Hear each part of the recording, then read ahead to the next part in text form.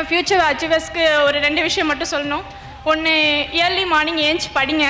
ஏன்னா அந்த ஒரு டைம் மாதிரி வேறு யாருக்குமே கிடைக்காது. அது என்னோடய ஒரு பெரிய ஸ்ட்ரென்த்தாக பார்க்குறேன். ஏன்னா யார் தூங்கினாலும் நான் ஏஞ்சிருவேன் 4 மணிக்கு. என்னால் 3:45 எழுந்திரிச்சா கூட அன்றைக்கி நாள் என்னால் படிக்கவே முடியாது. அந்த 1/4 மணி நேரத்தில் நான் ரெடி ஆகி உட்காந்துருக்கலாமே அப்படின்னு நினைப்பேன். 6 மணிக்கு எழுந்திரிச்சா அன்றைக்கி நாள் நான் படிக்கவே மாட்டேன். ஏன்னா அந்த 4 மணி தான் என்னோட ஒரு இந்த வெற்றிக்கு ஒரு முக்கியமான காரணம்னு நினைக்கிறேன்.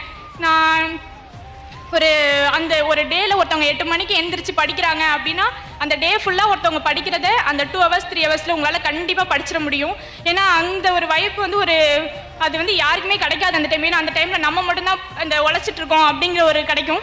ஸோ அந்த டைம் யாருக்குமே கிடைக்காது. நான் யூஸ் பண்ணிக்கோங்க நல்லா.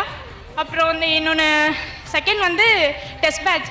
டெஸ்ட்டு மட்டும்தான் ஒரு முக்கியமான காரணம். நான் இது வரைக்கும் இங்கே எல்லா டெஸ்ட்டுமே அட்டென்ட் பண்ணியிருக்கேன். ஒரு 100, 200, 150 டெஸ்ட் ஆச்சும் கண்டிப்பாக அட்டென்ட் பண்ணியிருப்பேன்.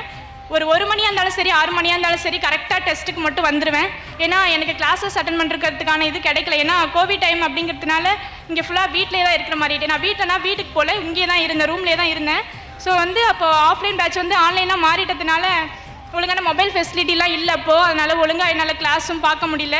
ஸோ அப்போ எனக்கு இந்த டெஸ்ட்டு தான் ஒரு பெரிய இதாக இருந்துச்சு. குரூப் 2ல் உள்ள எல்லா டெஸ்ட்டுமே அட்டன் பண்ணேன், குரூப் 4 எல்லா டெஸ்ட்டுமே அட்டன் பண்ணேன். ஸோ டெஸ்ட் பேட்ச் கொடுத்ததுக்கு ரொம்ப நன்றி.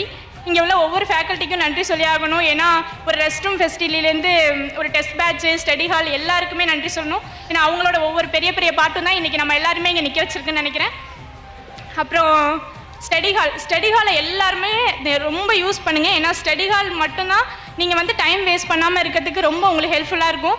ஏன்னா வீட்டில் ரூமில் நம்ம இருக்கும்போது கண்டிப்பாக டைம் வேஸ்ட் ஆகும். இங்கே இருந்தால் ஒரு நிமிஷம் கூட வேஸ்ட் பண்ண மாட்டோம். ஏன்னா எல்லாருமே படிப்பாங்க. ஸோ அந்த டைமில் நம்மளும் படிக்கிறதுனால ஒரு வெற்றியாளர் கூடயே நம்மளும் இருக்கிற மாதிரி இருக்கும். அதனால் ஸ்டடி ஹால் யூஸ் பண்ணுங்கள். அப்புறம் தெய்வத்தால் ஆகாதெனினும் முயற்சி தன் மெய் வருத்த கூலி தரும். அதுபோல் கண்டிப்பாக கூலி தரும். எல்லாரும் முயற்சி பண்ணுங்கள். ஃப்யூச்சரில் எல்லாருமே ஒரு அச்சீவர்ஸாக வரத்துக்கு என்னோட பெஸ்ட் விஷஸ். தேங்க்ஸ். கடவுளுக்கு நன்றி இந்த வாய்ப்பு கொடுத்ததுக்கு. தேங்க்யூ.